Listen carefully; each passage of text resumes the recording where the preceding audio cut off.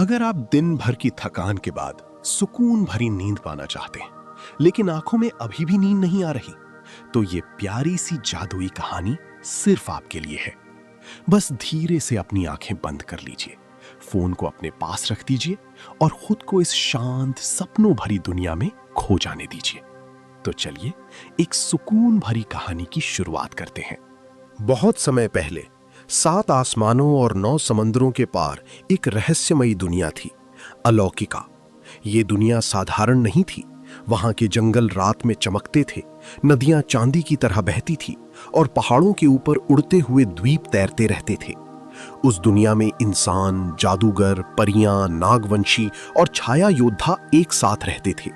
लेकिन अलौकिका की सबसे बड़ी शक्ति थी अनंत मणि।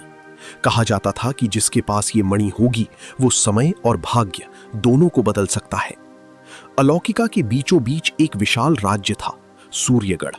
वहां के राजा वीरेंद्र देव न्यायप्रिय थे, लेकिन कई वर्षों से उनका राज्य एक रहस्यमयी अंधकार से घिरता जा रहा था।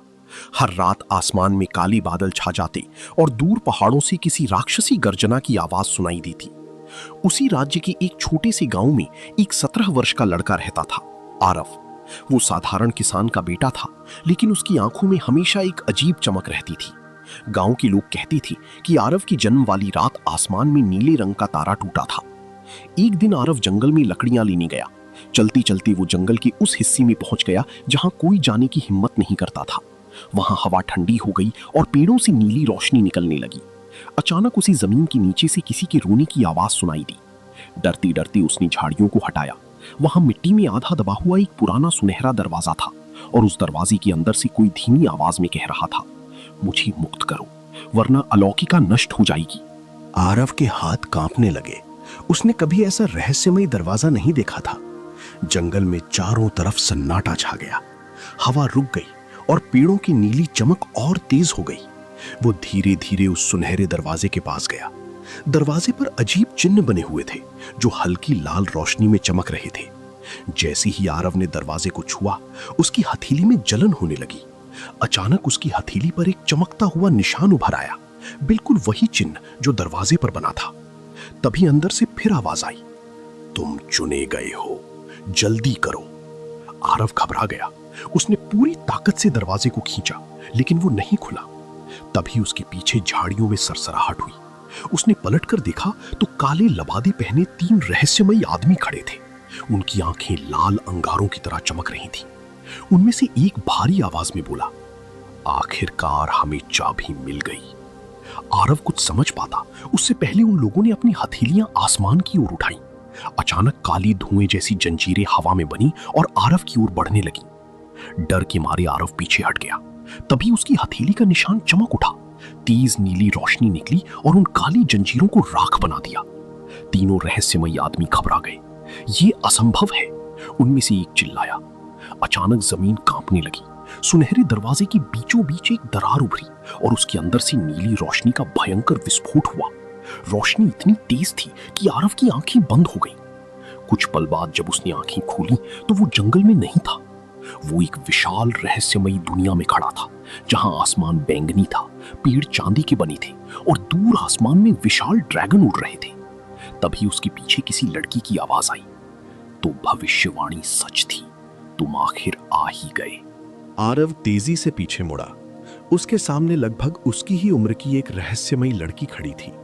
उसके लंबे चांदी जैसे बाल हवा में लहरा रहे थे और उसकी आंखें गहरे नीले रंग की थीं, जो अंधेरे में भी चमक रही थीं। उसने काले और नीले रंग का योद्धा वस्त्र पहन रखा था और उसकी पीठ पर एक चमकती तलवार बंधी हुई थी। लड़की कुछ पल तक आरव को ध्यान से देखती रही, फिर धीमी आवाज में बोली, तुम सच में मानव दुनिया से आए हो? आरव घबराकर बोला, ये जगह कौन सी है और तुम कौन हो? लड़की ने आसपास नजर दौड़ाई, जैसे उसे किसी खतरे का डर हो। ये अलौकिका का निषिद्ध क्षेत्र है।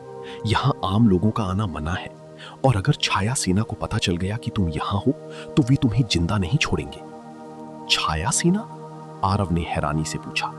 लड़की जवाब देने ही वाली थी कि अचानक आसमान में तेज गर्जना गूंज उठी। दूर उड़ रहे विशाल ड्रैगनों में से एक अचानक उनकी ओर आने लगा। उसका शरीर काली धुएं से घिरा था और उसकी लाल आंखें आग की तरह चमक रही थीं। लड़की का चेहरा डर से बदल गया। वे हमें ढूंढ चुके हैं, भागो। उसने आरव का हाथ पकड़ा और उसे लेकर चांदी के पेड़ों के बीच दौड़ने लगी। पीछे से ड्रैगन की गर्जना पूरे जंगल में गूंज रही थी। उसके मुंह से निकली काली आग जहां गिरती वहां पेड़ पल भर में राख बन जाती।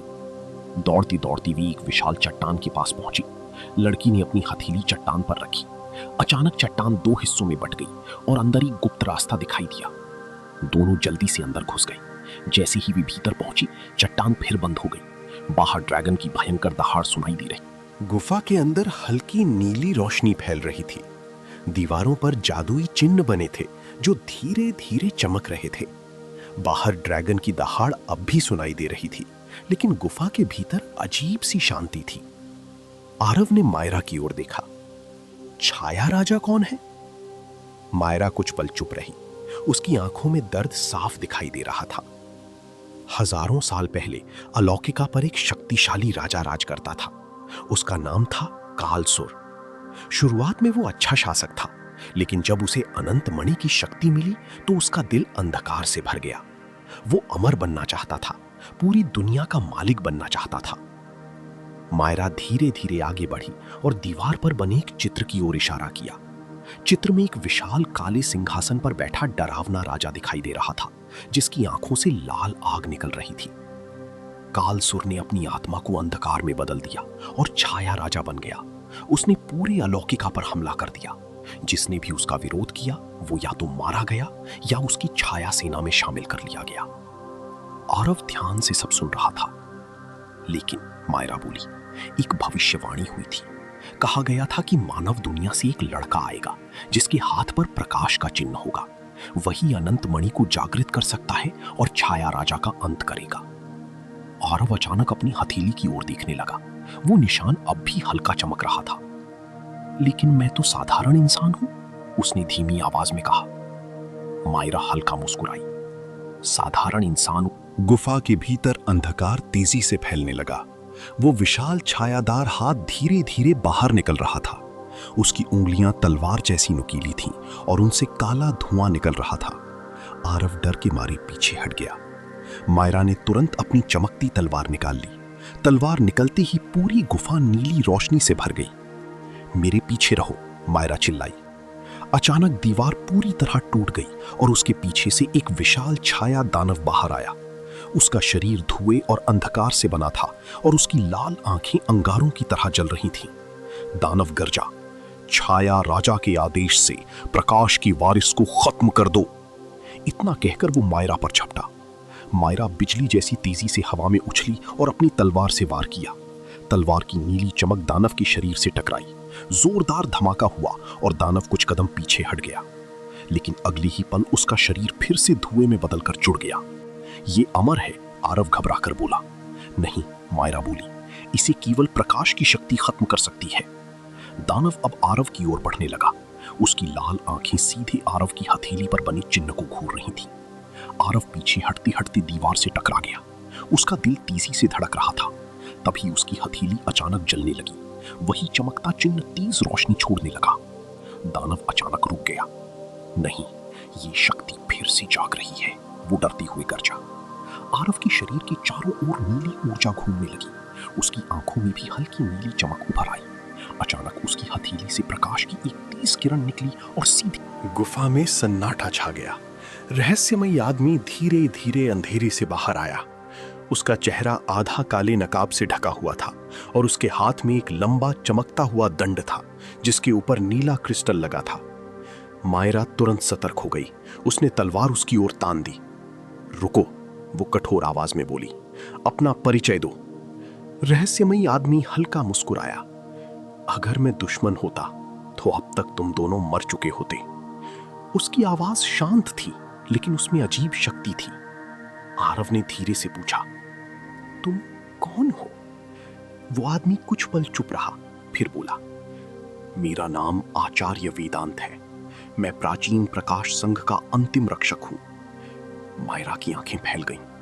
प्रकाश संघ? लेकिन वे तो सदियों पहले खत्म हो गए थे। वेदांत ने गहरी सांस ली। दुनिया यही मानती है, लेकिन कुछ लोग अब भी छिपकर अनंत मणि की रक्षा कर रहे हैं। इतना कहकर उसने आरव की हथेली की ओर देखा। उसकी आंखों में अचानक गंभीरता आ गई। तो आखिरकार प्रकाश का चिन्ह जाग चुका है। आरव उलझन में था। सब लोग यही क्यों कह रहे हैं? आखिर ये चिन्ह है क्या? वेदांत धीरे धीरे उसके पास आया। ये कोई साधारण निशान नहीं, ये आदित्य मुद्रा है। ये केवल उसी व्यक्ति को मिलती है जो अनंत मणि की शक्ति को नियंत्रित कर सके। लेकिन मैं तो कुछ नहीं जानता, आरव बोला। जानते हो, वेदांत ने कहा, बस तुम्हें याद नहीं। आरव चौंक गया। आसमान में उड़ते काले ड्रैगनों की गर्जना से पूरी धरती कांप रही थी।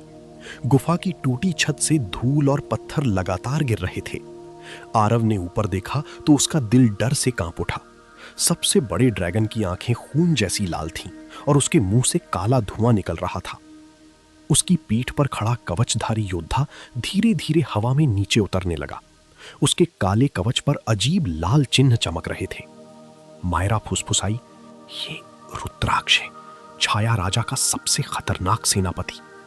रुद्राक्ष की नजरें सीधे आरव पर टिकी थीं। मानव दुनिया के लड़के, तुम्हारे कारण अंधकार की नींद टूट चुकी है। वेदांत आगे बढ़े।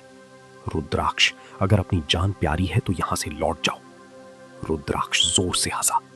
तुम बूढ़े रक्षक अभी तक जिंदा हो? अच्छा है, आज तुम्हारा अंत भी हो जाएगा। इतना कहकर उसने अपना हाथ आगे बढ़ाया। अचानक आसमान से काली बिजली नीचे गिरी और सीधे वेदांत की ओर बढ़ी। वेदांत ने अपना दंड उठाया।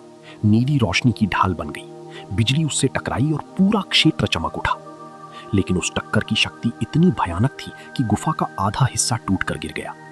भागो, वेदांत चिल्लाई। मायरा ने तुरंत आरव का हाथ पकड़ा। विशाल घंटी की आवाज पूरे एल्डोरिया में गूंजने लगी। कुछ ही क्षणों में शहर की गलियों में अफरा तफरी मच गई। लोग अपने घरों से बाहर निकल आए। योद्धा चमकते कवच पहनकर हथियार उठाने लगे। हवा में तैरते जादुई क्रिस्टल लाल रंग में चमकने लगे, मानो खतरे की चेतावनी दे रहे हों। आरव हैरानी से ये सब देख रहा था। क्या छाया सेना यहां तक पहुंच सकती है? उसने घबराकर पूछा। मायरा ने गंभीर स्वर में कहा, अगर रुद्राक्ष खुद आया है तो इसका मतलब है कि छाया राजा तुम्हें हर हाल में पकड़ना चाहता है। वेदांत तेजी से आगे बढ़े। हमें परिषद भवन तक पहुंचना होगा अभी। तीनों शहर के बीचों बीच बने विशाल महल की ओर बढ़ने लगे। रास्ते में लोग मायरा को देखकर सम्मान से सिर झुका रहे थे। कुछ लोग डर भरी नजरों से आरव की चमकती हथेली को देख रहे थे। तभी अचानक आसमान में जोरदार धमाका हुआ। पूरा शहर कांप उठा। आरव ने ऊपर देखा। शहर की सुरक्षा ढाल, जो नीली रोशनी की बनी हुई थी, धीरे धीरे टूट रही थी। उसके ऊपर दर्जनों काले ड्रैगन मंडरा रहे थे। और फिर ढाल का एक हिस्सा टूट गया। वे अंदर आ गए, एक सैनिक चिल्लाया। अगले ही पल 3 विशाल छाया ड्रैगन शहर के भीतर उतर आए। उनके उतरते ही सड़कों पर आग और धुआं फैल गया। लोग चीखते हुए इधर उधर भागने लगे। एक ड्रैगन ने अपने मुंह से काली आग निकाली। सामने की पूरी इमारत पल भर में राख बन गई।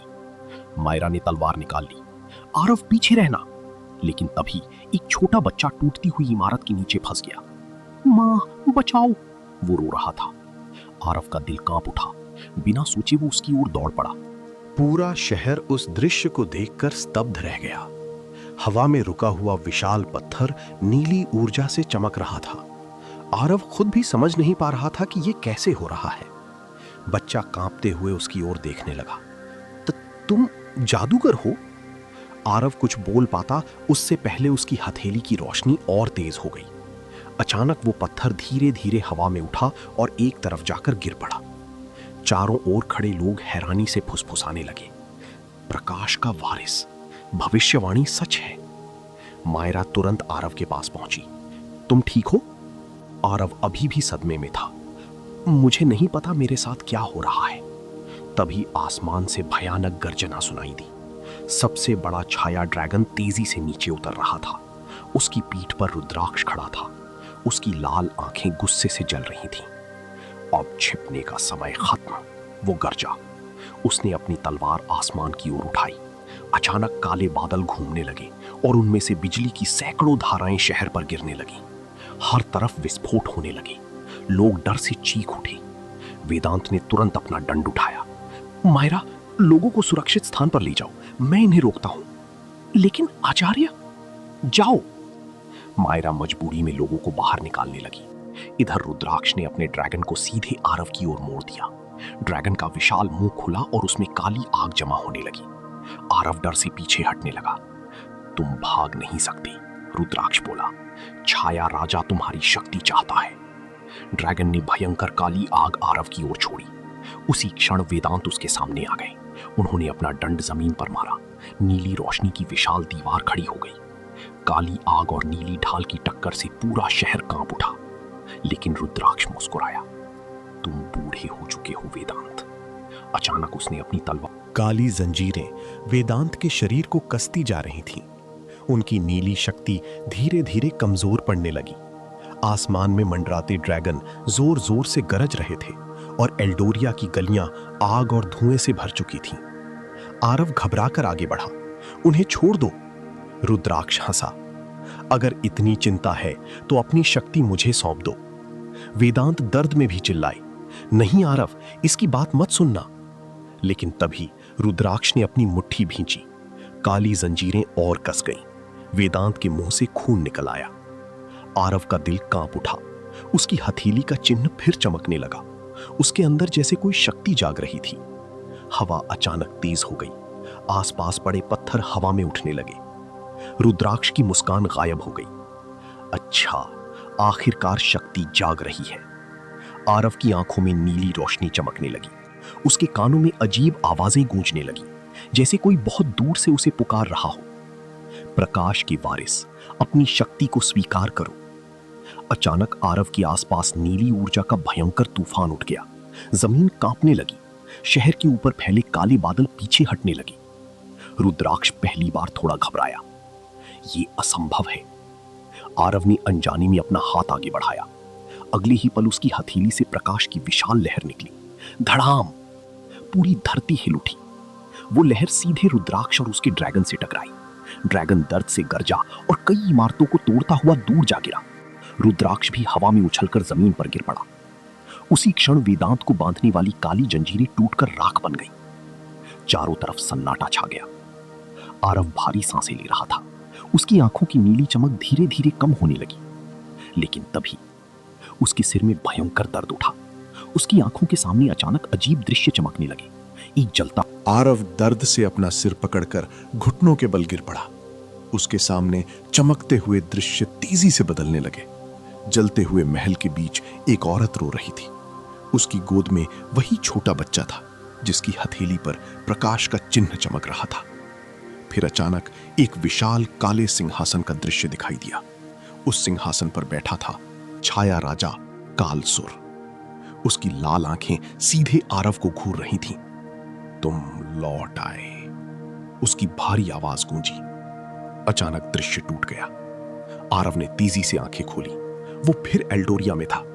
उसके आसपास धुआं और तबाही फैली हुई थी। मायरा और वेदांत चिंता से उसे देख रहे थे। आरव, मायरा घबरा कर बोली, तुम ठीक हो? आरव हांफते हुए बोला, मैंने उसे देखा।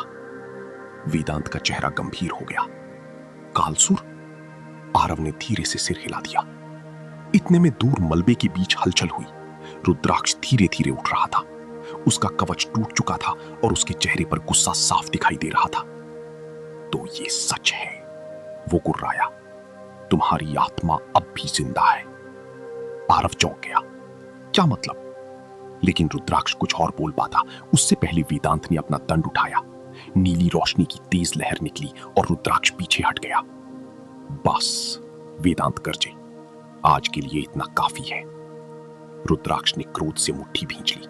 फिर वो धीरे धीरे मुस्कुराया। ठीक है, अभी नहीं।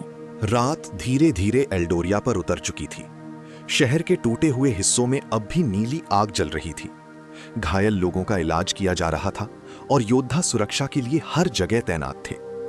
वेदांत आरव और मायरा को लेकर महल के सबसे ऊंचे भाग में पहुंचे। वहां एक गोल कमरा था जिसकी दीवारों पर प्राचीन चित्र और जादुई चिन्ह बने हुए थे। कमरे के बीचों बीच एक विशाल क्रिस्टल हवा में तैर रहा था जिसमें हल्की सुनहरी रोशनी चमक रही थी। आरव ने पूछा, ये जगह क्या है? वेदांत धीरे से बोले, ये स्मृति कक्ष है। यहां अलौकिका का इतिहास सुरक्षित है। उन्होंने अपना दंड जमीन पर रखा। तुरंत वो क्रिस्टल चमकने लगा। कमरे की दीवारों पर रोशनी फैल गई और हवा में चलते हुए चित्र दिखाई देने लगे। आरव और मायरा ध्यान से देखने लगे। चित्रों में एक भव्य राज्य दिखाई दिया। आसमान साफ था, लोग खुश थे और महल सोने की तरह चमक रहा था। हजारों साल पहले, वेदांत बोले, अलौकिका पर प्रकाश वंश का शासन था। उस वंश के राजा के पास अनंत मणि की रक्षा करने की जिम्मेदारी थी। अचानक चित्र बदला। अब एक छोटा बच्चा दिखाई दिया जिसकी हथेली पर वही प्रकाश का चिन्ह था। आरव की सांस रुक गई। ये, वो फुसफुसाया। क्रिस्टल की रोशनी अचानक बुझ गई। पूरा स्मृति कक्ष अंधेरे में डूब गया। केवल बाहर चमकते चांद की हल्की रोशनी कमरे में आ रही थी। आरव कुछ देर तक चुप खड़ा रहा। उसके मन में सैकड़ों सवाल घूम रहे थे।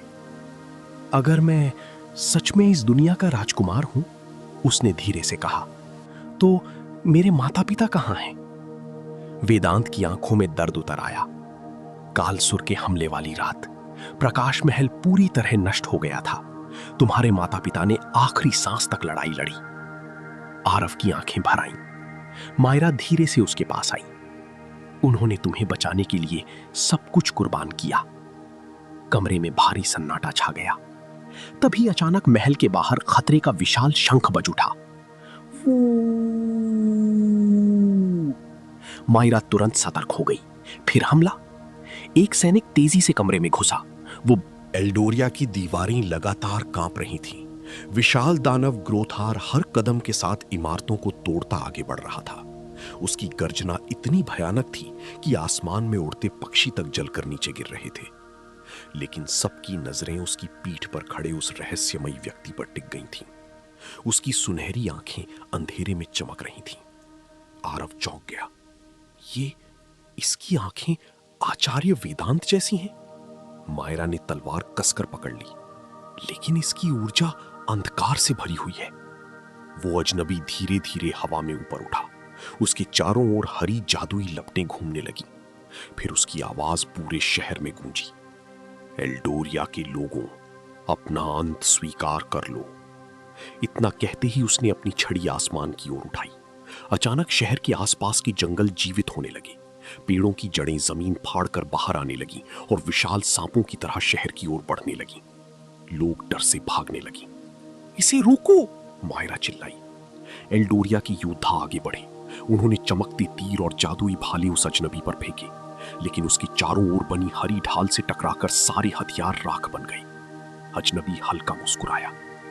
कमजोर। अचानक उसने हाथ घुमाया। जमीन से निकली बेलों ने कई योद्धाओं को जकड़ लिया और हवा में उठा दिया। आरव ये सब देखकर गुस्से से भर उठा। बस करो! उसकी हथेली का चिन्ह चमकने लगा। नीली ऊर्जा उसके चारों ओर घूमने लगी। अजनबी की नजर तुरंत आरव पर गई। कुछ पल तक वो उसे ध्यान से देखता रहा। विराक्ष का नाम सुनते ही वेदांत कुछ पल के लिए बिल्कुल शांत हो गए। उनकी आंखों में हैरानी, दुख और गुस्सा एक साथ दिखाई दे रहा था।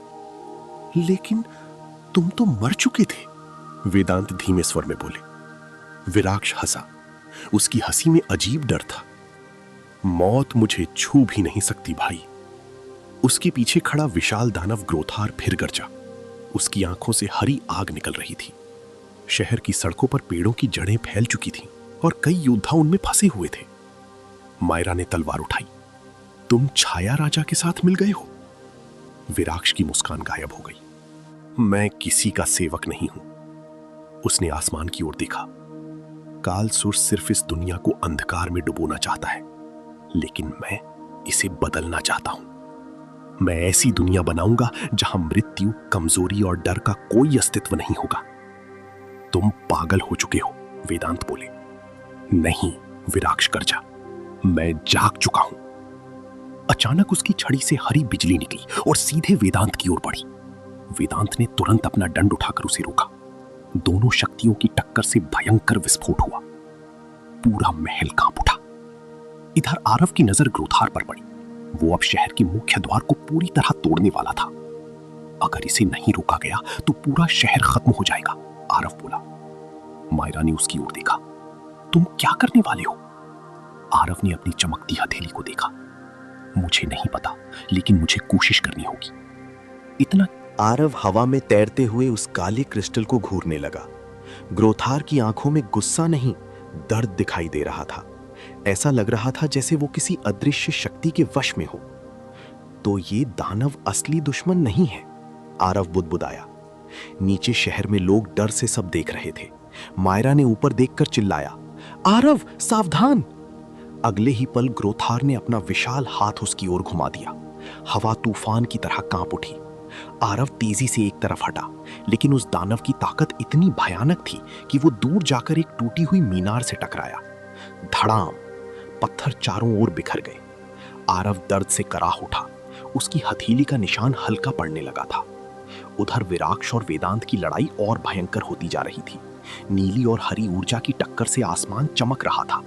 विराक्ष हंसते हुए बोला, देख रहे हो भाई, ये दुनिया बदलने वाली है। वेदांत गरजे, तुम अंधकार के हाथों खेल रहे हो। इसी बीच ग्रोथार ने फिर हमला किया। इस बार उसने अपनी गर्दन से निकलती बेलों को आरव की ओर भेजा। वे बेलें सांपों की तरह हवा में लहराते हुए उसकी तरफ बढ़ी। आरव ने आंखें बंद की। अचानक उसके दिमाग में वही रहस्यमयी आवाज फिर गूंजी, प्रकाश को महसूस करो, डर को नहीं। उसकी हथेली का चिन्ह तेज चमकने लगा। आरव ने धीरे धीरे अपना हाथ आगे बढ़ाया। तभी उसके चारों ओर नीली ऊर्जा का चक्र बन गया। वो ऊर्जा बिजली की तरह बेलों से टकराई और उन्हें राख में बदल दिया। ग्रोथार दर्द से दहाड़ा। आरव को अचानक महसूस हुआ कि उसकी शक्ति सीधे उस काले क्रिस्टल से जुड़ी हुई है। आरव हवा में तैरते हुए उस काले क्रिस्टल को घूरने लगा। ग्रोथार की आंखों में गुस्सा नहीं, दर्द दिखाई दे रहा था। ऐसा लग रहा था जैसे वो किसी अदृश्य शक्ति के वश में हो। तो ये दानव असली दुश्मन नहीं है, आरव बुदबुदाया। नीचे शहर में लोग डर से सब देख रहे थे। मायरा ने ऊपर देखकर चिल्लाया, आरव सावधान। अगले ही पल ग्रोथार ने अपना विशाल हाथ उसकी ओर घुमा दिया। हवा तूफान की तरह कांप उठी। आरव तेजी से एक तरफ हटा, लेकिन उस दानव की ताकत इतनी भयानक थी कि वो दूर जाकर एक टूटी हुई मीनार से टकराया। धड़ाम, पत्थर चारों ओर बिखर गए। आरव दर्द से कराह उठा। उसकी हथेली का निशान हल्का पड़ने लगा था। उधर विराक्ष और वेदांत की लड़ाई और भयंकर होती जा रही थी। नीली और हरी ऊर्जा की टक्कर से आसमान चमक रहा था। विराक्ष हंसते हुए बोला, देख रहे हो भाई, ये दुनिया बदलने वाली है। वेदांत गरजे, तुम अंधकार के हाथों खेल रहे हो। इसी बीच ग्रोथार ने फिर हमला किया। इस बार उसने अपनी गर्दन से निकलती बेलों को आरव की ओर भेजा। वे बेलें सांपों की तरह हवा में लहराते हुए उसकी तरफ बढ़ी। आरव ने आंखें बंद की। अचानक उसके दिमाग में वही रहस्यमयी आवाज फिर गूंजी, प्रकाश को महसूस करो, डर को नहीं। उसकी हथेली का चिन्ह तेज चमकने लगा। आरव ने धीरे धीरे अपना हाथ आगे बढ़ाया। तभी उसके चारों ओर नीली ऊर्जा का चक्र बन गया। वो ऊर्जा बिजली की तरह बेलों से टकराई और उन्हें राख में बदल दिया। ग्रोथार दर्द से दहाड़ा।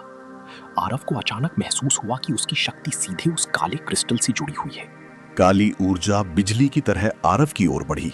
उसने बचने की कोशिश की, लेकिन वो अंधकार उसके चारों ओर घूमने लगा।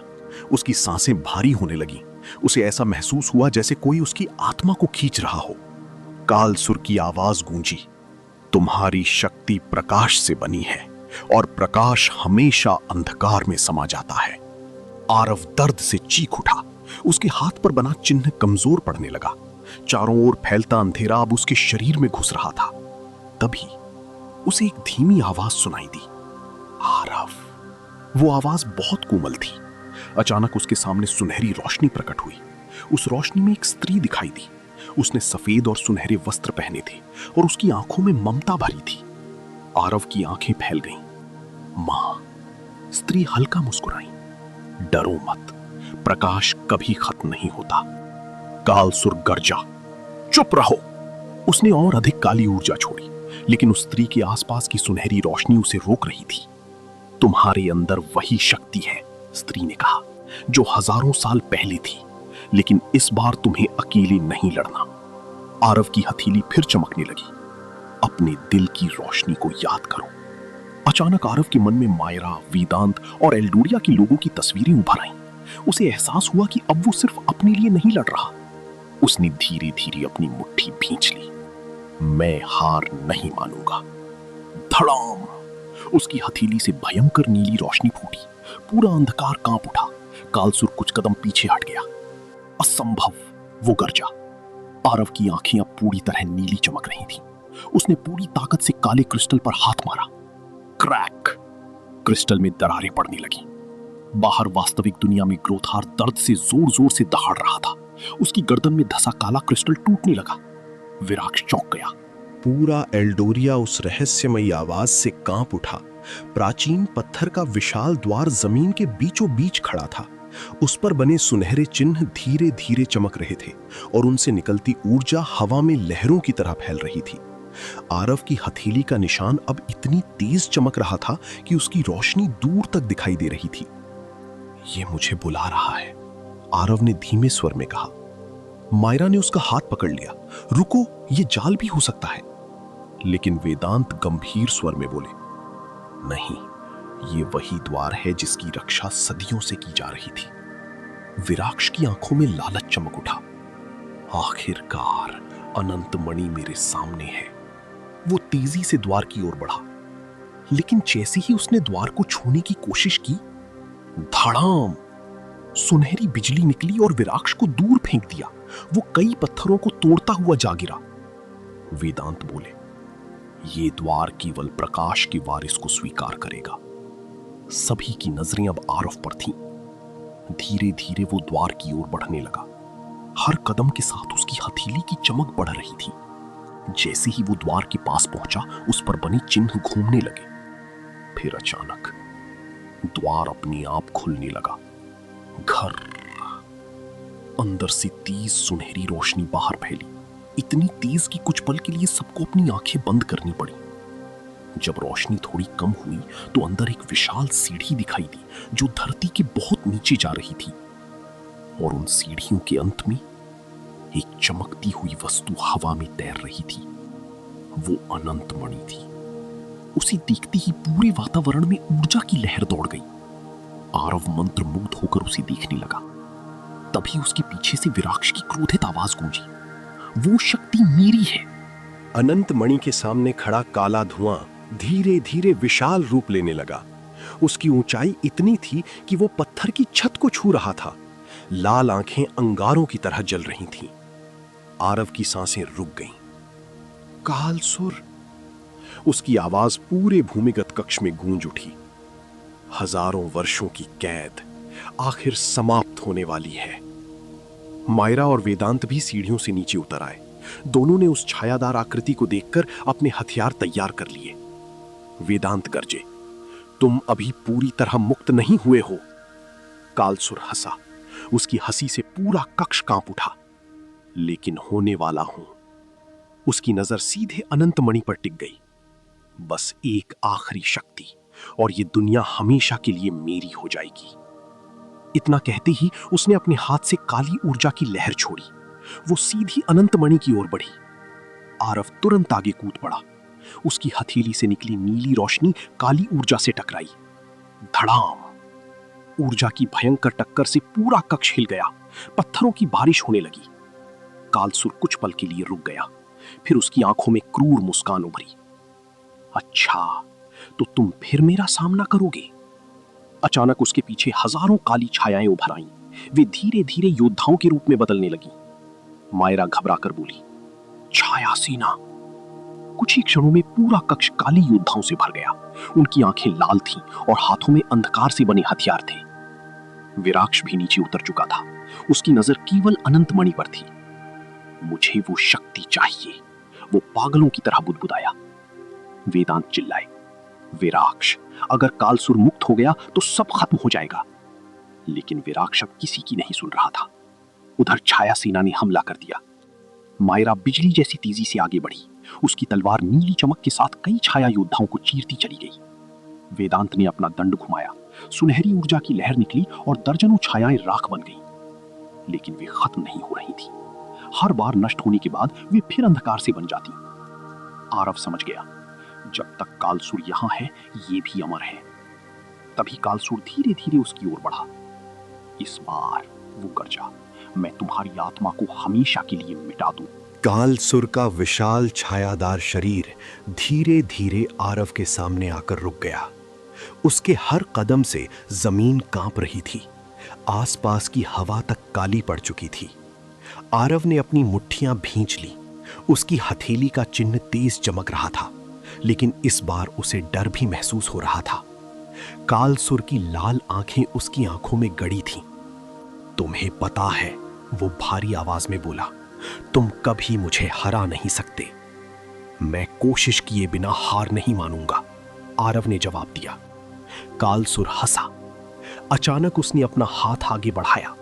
काला धुआं हवा में घूमने लगा और कुछ ही क्षणों में वो एक विशाल तलवार में बदल गया। तो आओ एक बार फिर वही युद्ध हो जाए। धड़ाम! वो बिजली जैसी गति से आरव की ओर बढ़ा। आरव ने तुरंत अपनी नीली ऊर्जा की ढाल बनाई। दोनों शक्तियों की टक्कर से भयंकर विस्फोट हुआ। पूरा भूमिगत कक्ष कांप उठा। आरव कई कदम पीछे फिसल गया। बहुत कमजोर, कालसुर गरजा। उसने फिर हमला किया। इस बार उसकी तलवार जमीन से टकराई और वहां से काले कांटे निकलकर आरव की ओर दौड़े। आरव ने हवा में छलांग लगाई। उसकी हथेली से निकली रोशनी उन कांटों को तोड़ती चली गई। उधर मायरा और वेदांत लगातार छाया सेना से लड़ रहे थे, लेकिन दुश्मनों की संख्या बढ़ती जा रही थी। मायरा हाँफती हुई बोली, ये खत्म ही नहीं हो रहे।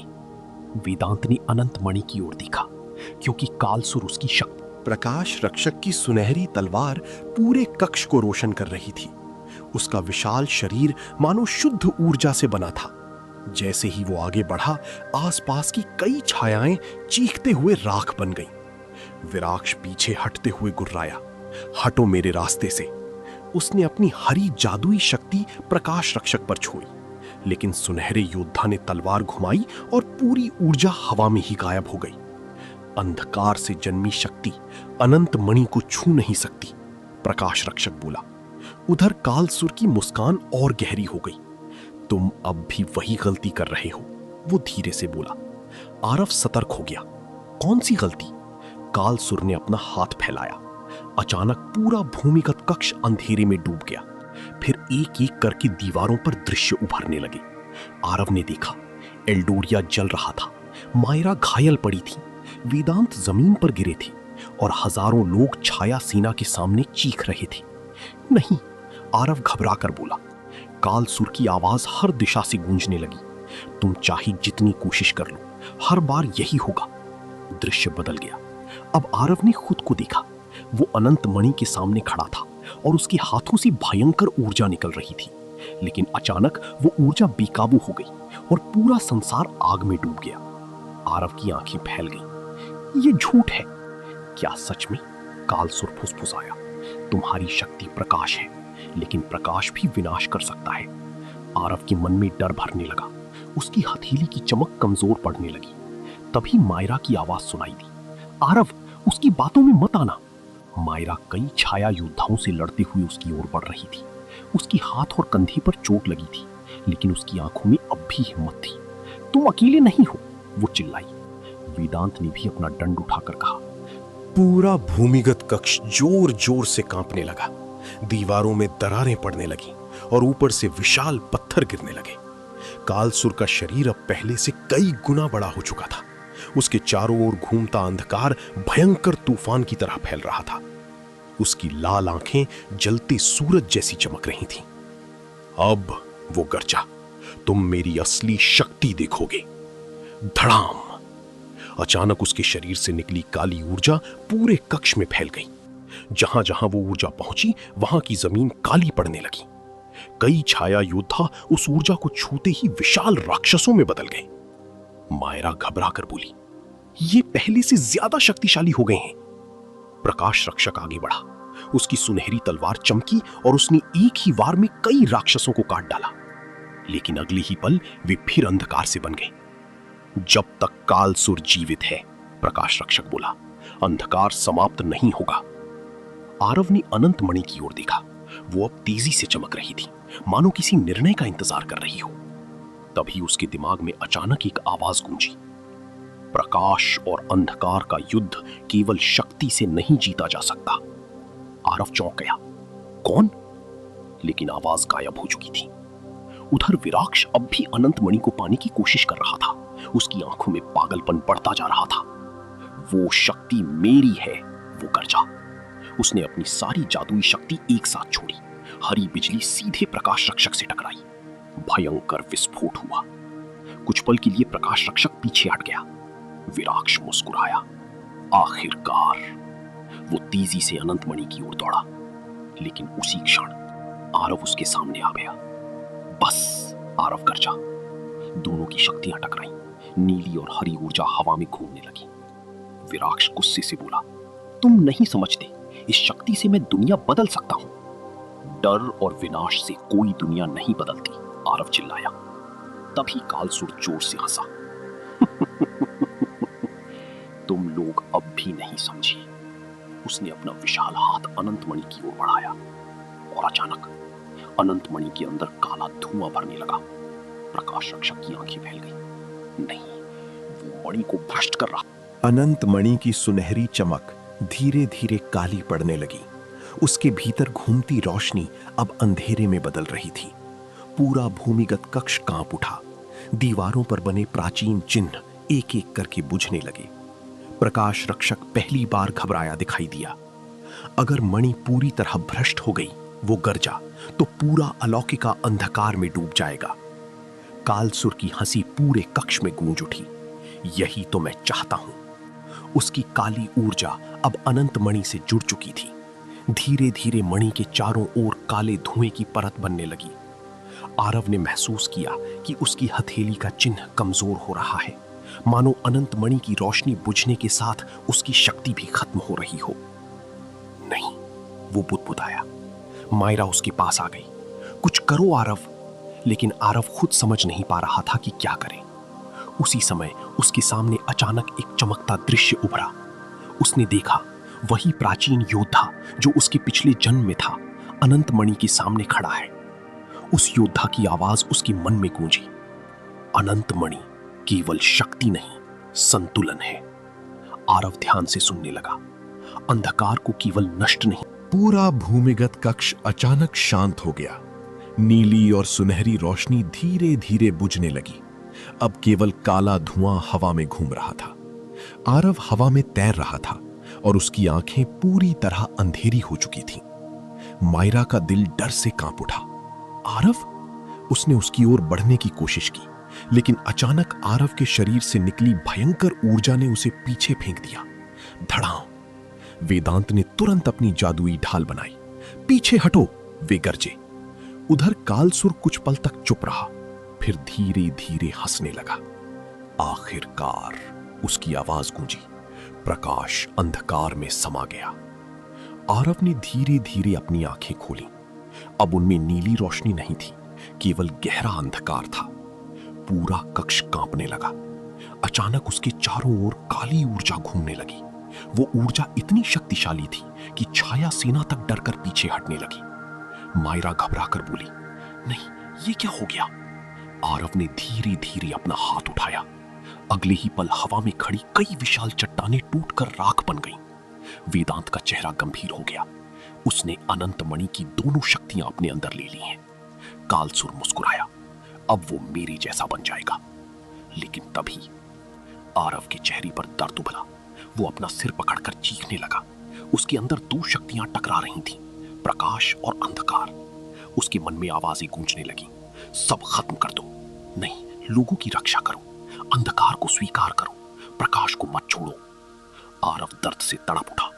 अचानक उसके सामने फिर वही सुनहरी स्त्री दिखाई दी, उसकी मां। आरव, उसने शांत स्वर में कहा, शक्ति तुम्हें नियंत्रित नहीं करती, तुम्हारा दिल करता है।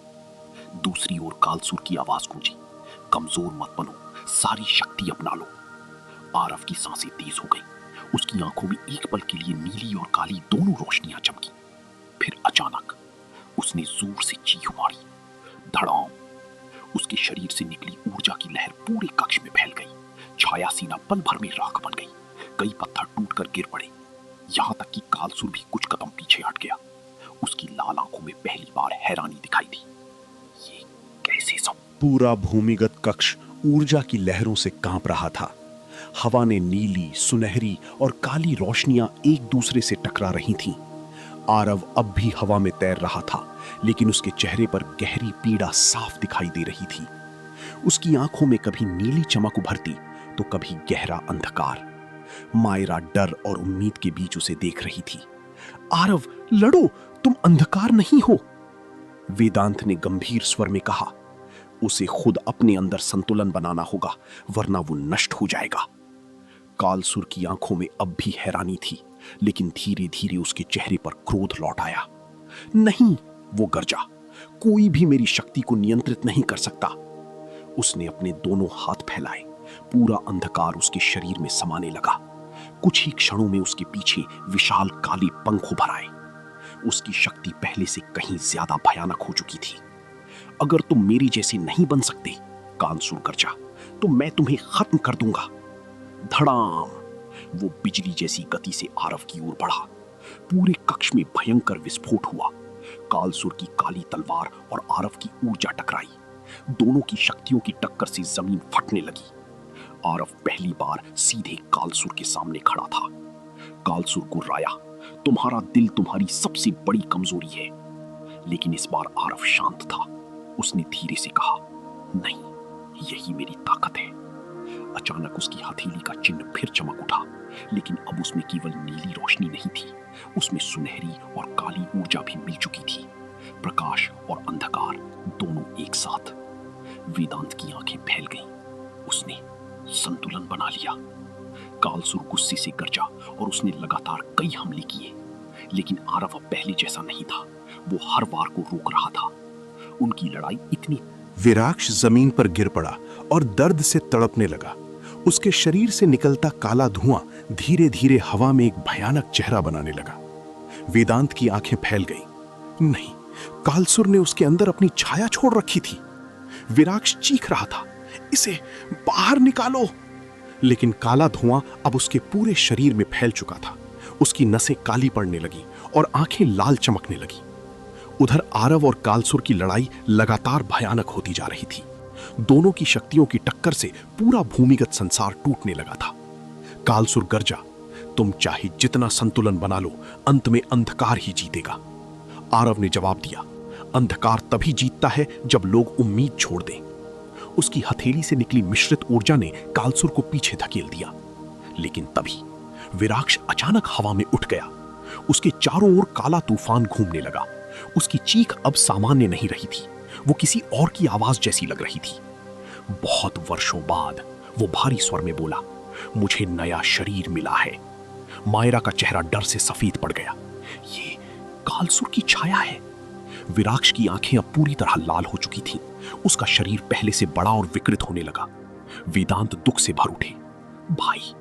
लेकिन विराक्ष अब खुद नहीं था। अचानक उसने अपना हाथ उठाया। जमीन से काले कांटे निकलकर वेदांत की ओर बढ़े। धड़ाम, वेदांत ने मुश्किल से खुद को बचाया। अब विराक्ष के शरीर से बोलती छाया गरजी, 2 कालसुर इस दुनिया पर राज करेंगे। मायरा घबराकर बोली, अगर इसकी छाया पूरी तरह जाग गई तो हम 2 दुश्मनों से नहीं लड़ पाएंगे। आरव ने यह सब देखा। उसके चेहरे पर चिंता उभर आई। कालसुर मुस्कुराया, देखा, अंधकार हमेशा फैलता है। लेकिन तभी ग्रोथार, जो अब तक घायल अवस्था में पड़ा था, धीरे धीरे उठ खड़ा हुआ। उसकी विशाल हरी आंखें चमक उठी। ग्रोथार की विशाल बेलें विराक्ष के शरीर से कसकर लिपट गईं। काला धुआं लगातार उसके शरीर से बाहर निकलने की कोशिश कर रहा था, लेकिन ग्रोथार अपनी पूरी शक्ति से उसे रोके हुए था। विराक्ष के भीतर छिपी छाया जोर जोर से गरज रही थी, मूर्ख दानव, तुम मुझे रोक नहीं सकते। ग्रोथार की हरी आंखों में दर्द और दृढ़ता दोनों थे। मैं पहले ही बहुत विनाश देख चुका हूं। उसने अपनी बेलों को और कस दिया। हरी ऊर्जा पूरे कक्ष में फैलने लगी। उधर असली कालसुर गुस्से से भर उठा। कोई मेरी छाया को कैद नहीं कर सकता। वो बिजली जैसी गति से ग्रोथार की ओर बढ़ा, लेकिन आरव तुरंत उसके सामने आ गया। धड़ाम, दोनों की शक्तियां फिर टकराईं। इस बार टक्कर इतनी भयानक थी कि पूरा भूमिगत कक्ष टूटने लगा। ऊपर से विशाल पत्थर गिरने लगे। मायरा चिल्लाई, ये जगह गिरने वाली है। प्रकाश रक्षक ने अपनी तलवार जमीन में गाड़ दी। उसके चारों ओर सुनहरी ढाल फैल गई, जिसने कुछ समय के लिए गिरते पत्थरों को रोक लिया, लेकिन वो भी कमजोर पड़ रहा था। वेदांत ने चिंता से कहा, हमें जल्दी करना होगा। अगर ये कक्ष टूट गया तो अनंत मणि भी नष्ट हो जाएगी। उधर आरव और कालसुर की लड़ाई चरम पर पहुंच चुकी थी। कालसुर गरजा, तुम्हें लगता है संतुलन तुम्हें बचा लेगा? उसने अपनी पूरी शक्ति से हमला किया। काला तूफान पूरे कक्ष में फैल गया, लेकिन इस बार आरव पीछे नहीं हटा। उसकी आंखों में नीली, सुनहरी और काली तीनों रोशनियां चमक उठी। उसने अपना हाथ आगे बढ़ाया। अचानक उसके पीछे प्रकाश और अंधकार से बने विशाल पंख उभर आए। मायरा आश्चर्य से फुसफुसाई, ये कैसी शक्ति है?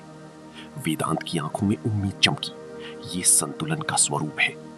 आरव ने शांत लेकिन शक्तिशाली आवाज में कहा, कालसुर, तुम्हारा अंत विनाश से नहीं होगा। कालसुर हंसा, तो क्या तुम मुझे माफ कर दोगी? नहीं, आरव बोला, मैं तुम्हें रोकूंगा। अचानक उसने दोनों हाथ फैलाए। उसके चारों ओर घूमती ऊर्जा एक विशाल प्रकाश वृत्त में बदल गई। वो वृत्त तेजी से फैलने लगा। जहां जहां वो पहुंचा वहां का अंधकार मिटने लगा। कालसुर पहली बार पीछे हटने लगा। उसकी आंखों में डर उभरा। कालसुर पीछे हटता गया। उसके विशाल छायादार शरीर से काला धुआं निकलने लगा। पहली बार उसकी शक्ति कमजोर पड़ती दिखाई दे रही थी। नहीं, वो गरजा, ये नहीं हो सकता। आरव के चारों ओर बना प्रकाश वृत्त लगातार फैलता जा रहा था। उसमें केवल प्रकाश ही नहीं, बल्कि एक अजीब शांत ऊर्जा भी थी। ऐसी शक्ति जो अंधकार को मिटाने के बजाय उसे बांध रही थी। वेदांत हैरानी से बोले, वो कालसुर को नष्ट नहीं कर रहा, उसे संतुलित कर रहा है। मायरा की आंखों में उम्मीद चमक उठी। उधर ग्रोथार अब भी विराक्ष के शरीर को पकड़े हुए था, लेकिन विराक्ष के भीतर की छाया और उग्र होती जा रही थी। मुझे छोड़ दो, वो भयानक आवाज में गरजा। अचानक उसके शरीर से निकली काली ऊर्जा ने ग्रोथार की बेलों को जलाना शुरू कर दिया। ग्रोथार दर्द से दहाड़ उठा। ग्रोथार, मायरा चिल्लाई। विराक्ष धीरे धीरे आजाद होने लगा। उसकी आंखों में अब इंसानियत का कोई निशान नहीं बचा था। कालसुर ने उसे देखकर मुस्कुराया। हाँ, मेरी छाया को पूरी तरह जागने दो। लेकिन तभी विराक्ष के चेहरे पर अचानक दर्द उभरा। कुछ पल के लिए उसकी आंखों की लाल चमक कमजोर पड़ी और फिर धीमी आवाज सुनाई दी, वेदांत। सब चौंक गए। वेदांत की आंखें भर आईं। कालसुर की गर्जना इतनी भयानक थी कि पूरा भूमिगत कक्ष कांप उठा। दीवारों में नई दरारें पड़ने लगीं। ऊपर से पत्थर टूट टूट कर गिर रहे थे। अनंत मणि की रोशनी भी अस्थिर होने लगी थी। वेदांत घुटनों के बल गिर गए। उनकी आंखों में आंसू थे। विराक्ष, वे धीमे स्वर में बोले। मायरा ने उनके कंधे पर हाथ रखा, लेकिन उसकी अपनी आंखें भी नम थीं। उधर कालसुर का क्रोध अब नियंत्रण से बाहर हो चुका था। उसके शरीर से अंधकार की विशाल लपटें निकल रही थीं। तुम लोगों ने मेरी शक्ति को चुनौती दी, वो गरजा। अब पूरा अलौकिका इसकी कीमत चुकाएगा। अचानक उसने अपने दोनों हाथ आसमान की ओर उठा दिए। पूरा भूमिगत संसार हिलने लगा। वेदांत का चेहरा डर से बदल गया। नहीं, वो अंधकार द्वार खोल रहा है। आरव ने देखा कि कालसुर के पीछे हवा फटने लगी थी। वहां धीरे धीरे एक विशाल काला भंवर बन रहा था। उस भंवर के अंदर अनगिनत लाल आंखें चमक रही थीं। मायरा घबराकर बोली, ये क्या है? वेदांत ने भारी आवाज में कहा, छाया लोक। अगर वो द्वार पूरी तरह खुल गया तो अनगिनत दानव इस दुनिया में आ जाएंगे। कालसुर जोर से हंसा और फिर कोई प्रकाश नहीं बचेगा। अचानक उस भंवर से विशाल काली हाथ बाहर निकलने लगी। उनकी उंगलियां पहाड़ों जितनी बड़ी थी। प्रकाश रक्षक ने तुरंत अपनी तलवार उठाई। मैं द्वार को रोकने की कोशिश करता हूं। वो हवा में उछला और अपनी सुनहरी शक्ति उस भंवर पर छोड़ दी। कुछ पल के लिए भंवर रुक गया, लेकिन अगली ही क्षण भयंकर विस्फोट हुआ। प्रकाश रक्षक दूर जाकर गिर पड़ा। उसकी शरीर की रोशनी कमजोर पड़ने लगी। उसकी शक्ति बहुत बढ़ चुकी है, वो मुश्किल से बोला। कालसुर अब लगभग अजेय लग रहा था, लेकिन तभी आरव धीरे धीरे आगे बढ़ा। उसकी आंखों में अब डर नहीं था। उसने अनंत मणि की ओर देखा। मणि के अंदर अभी भी थोड़ी सुनहरी रोशनी बची हुई थी। फिर उसे अपनी आरव धीरे धीरे अनंत मणि की ओर बढ़ने लगा। उसके चारों ओर नीली, सुनहरी और काली ऊर्जा शांत रूप से घूम रही थी। ऐसा लग रहा था मानो उसने अपने भीतर की सारी शक्तियों को स्वीकार कर लिया हो। मायरा घबराकर उसके सामने आ गई। आरव, रुको, तुम क्या करने वाले हो? आरव ने उसकी ओर देखा। उसके चेहरे पर पहली बार गहरी शांति थी। अगर यह अंधकार द्वार पूरी तरह खुल गया, वो बोला, तो लाखों लोग मर जाएंगे। मायरा की आंखें भर आईं। तो हम कोई और रास्ता ढूंढेंगे। आरव हल्का मुस्कुराया। शायद यही एक रास्ता है। वेदांत धीरे धीरे उठे। उनके चेहरे पर दर्द साफ दिखाई दे रहा था। तुम वही सोच रहे हो जो हजारों साल पहले तुम्हारे पिछले जन्म ने किया था। आरव ने चुपचाप सिर झुका लिया। कालसुर उनकी बातें सुनकर हंसने लगा। तो आखिर तुम समझ ही गए, अनंत मणि को बंद करने के लिए तुम्हें खुद को बलिदान करना होगा। मायरा चीख पड़ी, नहीं। लेकिन उसी क्षण अंधकार द्वार और बड़ा हो गया। उसके भीतर से भयानक दानवों की गर्जनाएं सुनाई देने लगी। एक विशाल काला हाथ बाहर निकला और पूरी दीवार तोड़ दी। पूरा कक्ष टूटने लगा। आरव की आंखें फैल गईं। नहीं मायरा, उसने तुरंत कहा, यह बहुत खतरनाक है। लेकिन मायरा ने उसका हाथ और कसकर पकड़ लिया। उसकी आंखों में डर था, लेकिन उससे कहीं ज्यादा दृढ़ता। मैंने तुम्हें अकेले लड़ते बहुत देख लिया, वो बोली। अब चाहे जो हो, मैं तुम्हें अकेला नहीं छोड़ूंगी। चारों ओर फैलती रोशनी अब और तेज हो चुकी थी। अनंत मणि हवा में घूम रही थी और उसकी शक्ति पूरे कक्ष को बदल रही थी। कालसुर गुस्से से गरजा, तुम दोनों मुझे रोक नहीं सकते। वो भयंकर गति से उनकी ओर बढ़ा। उसके पीछे अंधकार का विशाल तूफान उठ चुका था। प्रकाश रक्षक ने उसे रोकने की कोशिश की, लेकिन कालसुर की शक्ति अब इतनी ज्यादा थी कि वो उसकी सुनहरी ढाल तोड़ता हुआ आगे निकल गया। वेदांत चिल्लाए, जल्दी करो। आरव ने मायरा की ओर देखा। अगर तुम मेरे साथ रही तो शायद वापस नहीं लौट पाओगी। मायरा हल्का मुस्कुराई, मुझे परवाह नहीं। उस पल आरव के भीतर कुछ बदल गया। उसकी हथेली का चिन्ह और चमक उठा। अचानक मायरा के हाथ पर भी एक हल्का सुनहरा चिन्ह उभर आया।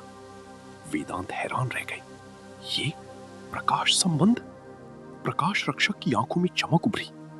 दो आत्माएं एक ही संतुलन से जुड़ गई हैं। अचानक अनंत मणि से दो रोशनियां निकली। एक आरव में समा गई और दूसरी मायरा में। दोनों के चारों ओर ऊर्जा का विशाल चक्र घूमने लगा। कालसुर कुछ पल के लिए रुक गया। उसकी आंखों में पहली बार भय दिखाई दिया। नहीं, वो फुसफुसाया, ये संभव नहीं। आरव और मायरा अब हवा में तैर रहे थे। उनकी शक्तियां आपस में जुड़ चुकी थी। नीली, सुनहरी और चांदी जैसी रोशनी पूरे कक्ष में फैल रही थी। अचानक दोनों ने एक साथ अपने हाथ आगे बढ़ाए। धड़ाम! एक विशाल प्रकाश लहर निकली और सीधे अंधकार द्वार से टकराई। पूरा भूमिगत संसार कांप उठा। भंवर के अंदर से आती दानवों की चीखें गूंजने लगी। कालसुर पूरी ताकत से उस रोशनी को रोकने की कोशिश कर रहा था, लेकिन धीरे धीरे उसका अंधकार पीछे हटने लगा। वो गुस्से से चीखा, मैं कभी खत्म नहीं हो सकता। लेकिन तभी अनंत मणि के भीतर अचानक एक नया दृश्य उभरा। एक प्राचीन आकृति जो अब तक कभी दिखाई नहीं दी थी, और उसकी आवाज पूरे कक्ष में गूंजी, हर अंधकार का अंत हो। पूरा कक्ष अचानक शांत हो गया। अनंत मणि के भीतर दिखाई देने वाली वो प्राचीन आकृति धीरे धीरे स्पष्ट होने लगी। वो एक वृद्ध दिव्य पुरुष थे, जिनका शरीर तारों जैसी रोशनी से बना था। उनकी आंखों में अनंत शांति थी।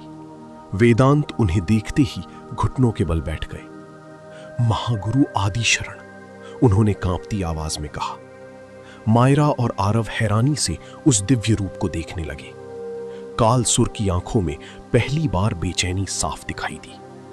नहीं, वो पीछे हटते हुए बोला, तुम तो हजारों साल पहले समाप्त हो चुके थे। महागुरु की आवाज गूंजी, प्रकाश कभी समाप्त नहीं होता कालसुर, वो केवल प्रतीक्षा करता है। उनकी हथेली से निकली सुनहरी रोशनी पूरे कक्ष में फैल गई। जहां जहां वो रोशनी पहुंची, वहां का अंधकार कमजोर पड़ने लगा। कालसुर गुस्से से गरजा और उसने अपनी पूरी शक्ति छोड़ दी। काला तूफान पूरे कक्ष में फैल गया। लेकिन इस बार रोशनी पीछे नहीं हटी। आरव और मायरा ने महसूस किया कि उनके अंदर की शक्ति कई गुना बढ़ गई है। महागुरु ने उनकी ओर देखा। संतुलन केवल शक्ति से नहीं बनता, विश्वास से बनता है। फिर उन्होंने आरव की ओर हाथ बढ़ाया।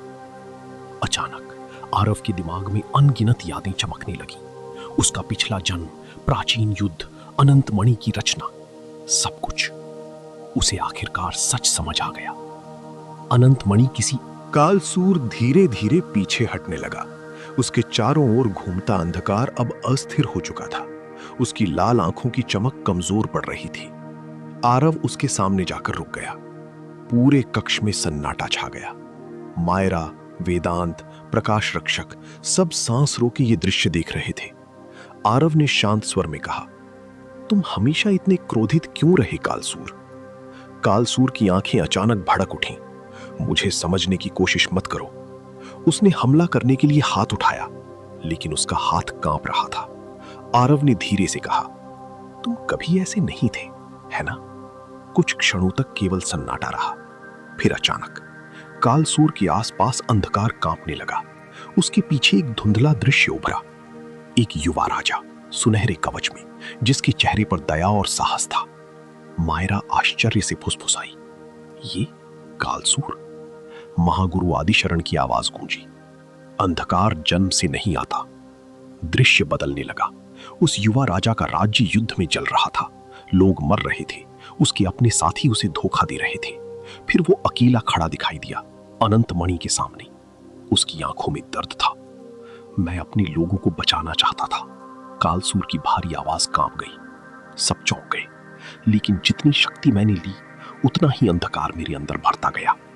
उसके शरीर से काला धुआं धीरे धीरे अलग होने लगा। आरव ध्यान से उसकी ओर देख रहा था। कालसूर की आवाज अब पहली जैसी भयावह नहीं थी। मैंने सोचा, अगर मैं सबसे शक्तिशाली बन जाऊं तो कभी किसी को खोना नहीं पड़ेगा।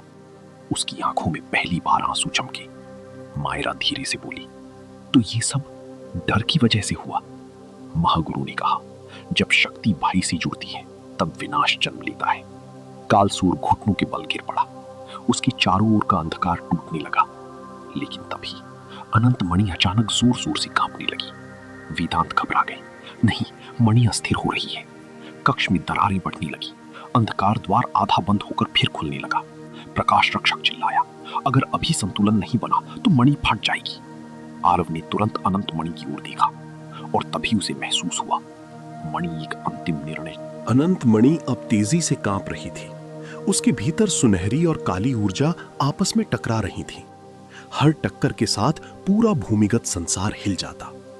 वेदांत घबरा कर बोले, अगर मणि फट गई तो पूरा अलौकिका नष्ट हो जाएगा। मायरा ने आरव की ओर देखा, कुछ करो। लेकिन आरव समझ चुका था कि यह केवल शक्ति का सवाल नहीं था। उसने धीरे धीरे कालसूर की ओर देखा, जो अब भी घुटनों के बल बैठा था। उसके शरीर से अंधकार अलग हो रहा था, लेकिन पूरी तरह खत्म नहीं हुआ था। महागुरु आदिशरण की आवाज फिर गूंजी, संतुलन तब तक नहीं बन सकता जब तक प्रकाश और अंधकार दोनों अपनी जगह स्वीकार न करें। आरव की आंखों में समझ की चमक उभरी। वो धीरे धीरे कालसूर के पास गया और उसके सामने हाथ बढ़ा दिया। सब चौंक गए। कालसूर ने हैरानी से उसकी ओर देखा। तुम क्या कर रहे हो? आरव शांत स्वर में बोला, तुम्हें खत्म नहीं, मुक्त करना चाहता हूं। कालसूर की आंखें कांप उठी। इतने विनाश के बाद भी तुम मुझ पर विश्वास करते हो? आरव ने हल्की मुस्कान दी, क्योंकि मैं तुम्हारे अंदर अब भी प्रकाश देख सकता हूं। कुछ पल के लिए पूरा कक्ष शांत हो गया। फिर धीरे धीरे कालसूर ने अपना कांपता हुआ हाथ आरव के हाथ पर रख दिया। धड़ो! अचानक अनंत मणि से भयंकर युवा राजा की आवाज धन्यवाद कहते ही धीरे धीरे हवा में घुलने लगी। उसके चारों ओर की काली परत पूरी तरह टूट चुकी थी। अब वहां सिर्फ एक शांत, थकी हुई आत्मा की चमक बची थी। अनंत मणि का प्रकाश और तेज हो गया। पूरा भूमिगत कक्ष अब किसी युद्ध भूमि जैसा नहीं, बल्कि एक प्राचीन मंदिर जैसा शांत लगने लगा था। अंधकार द्वार अब पूरी तरह बंद हो चुका था। उसके भीतर से आने वाली चीखें भी शांत हो गई थीं। वेदांत धीरे धीरे आगे आए। उनकी आंखों में राहत और विश्वास दोनों थे। ये खत्म हो गया। मायरा ने गहरी सांस ली और आरव का हाथ और कसकर पकड़ लिया। लेकिन आरव अभी भी उसी स्थान पर खड़ा था जहां कालसूर खड़ा था। उसकी आंखों में हल्की उदासी थी। वो हमेशा के लिए चला गया, आरव ने धीरे। एल्डोरिया की सुबह की रोशनी भूमिगत कक्ष में धीरे धीरे फैल रही थी।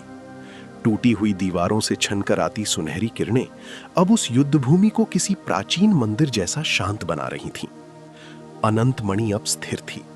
उसकी रोशनी न तो भयानक थी न ही अस्थिर, बस एक शांत गहरी चमक, जैसे पूरी दुनिया की सांस थमकर फिर से चल पड़ी हो।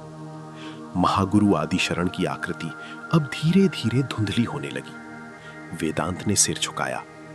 महागुरु। महागुरु की आवाज हल्की थी, लेकिन उसमें संतोष था।